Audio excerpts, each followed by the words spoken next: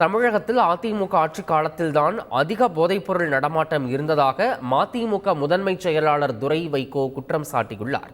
சிவகாசி அருகே செய்தியாளர்களிடம் பேசிய அவர், கடந்த 2013 நவம்பர் மாதம் சென்னை வியாசர்பாடியில் வாகன சோதனையின் போது 40 லட்சம் ரூபாய் மதிப்புள்ள போதைப்பொருளுடன் ஜாஃபர் சாதிக் உள்ளிட்ட 5 பேர் கைது செய்யப்பட்டதாகவும், அப்போதைய காவல்துறையின் செயல்பாடு சரியில்லாததால் வழக்கில் இருந்த அவர்கள் வெளியே வந்து விட்டதாகவும் துரை வைகோ புகார் தெரிவித்தார். தமிழகத்தில் கடந்த 20 வருடங்களாக அதிகரித்துள்ள போதைப்பொருள் நடமாட்டத்தை தடுக்க அரசும் காவல்துறையும் கடும் நடவடிக்கை எடுக்க வேண்டும் என்றும் துரை வைகோ கேட்டுக்கொண்டார்.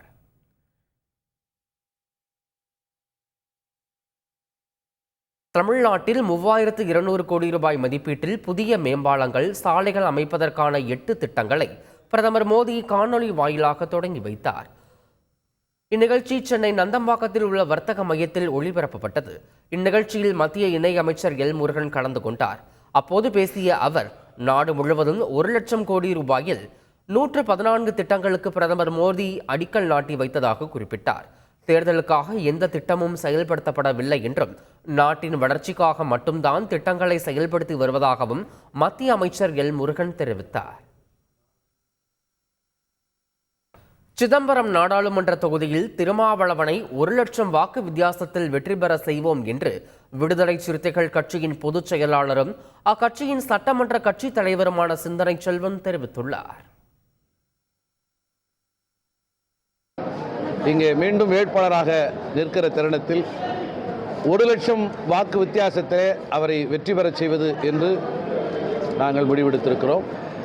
தலைமை தேர்தல் ஆணையர் திடுமென பதவி விலகியதை தொடர்ந்து ஏற்பட்டிருக்கிற அசாதாரண சூழ்நிலை என்பது பாஜக எந்த அளவிற்கு தேர்தல் ஆணையத்தை தன் கட்டுப்பாட்டிலே வைத்திருக்கிறது என்பதை வெளிப்படுத்துகிறது. நியாயமான முறையிலே தேர்தல் நடக்குமா என்கிற அச்சத்தை இது நாட்டு மக்கள் மத்தியிலே உருவாக்கி இருக்கிறது.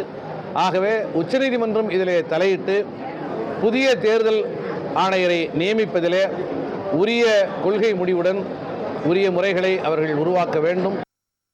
மக்களவையில் செங்கோலை நிறுவி தமிழகத்திற்கு பெருமை சேர்த்தவர் பிரதமர் மோடி என்று மத்திய பிரதேச முன்னாள் முதல்வரும் பாஜகவின் அகில இந்திய துணைத் தலைவருமான சிவராஜ் சிங் சௌஹான் தெரிவித்துள்ளார். காஞ்சிபுரம் அடுத்த ஏனாத்தூரில் பாஜக சார்பில் 4 மக்களவை தொகுதிகளுக்கான மையக்குழு கூட்டம் நடைபெற்றது. இதில் கலந்து கொண்ட பின் செய்தியாளர்களிடம் பேசிய சௌஹான், போதை மாஃபியா கும்பலுடன் தொடர்பு வைத்திருக்கும் திமுக அரசுக்கு மக்கள் தேர்தலில் தகுந்த பாடம் புகட்ட வேண்டும் என்று கேட்டுக்கொண்டார்.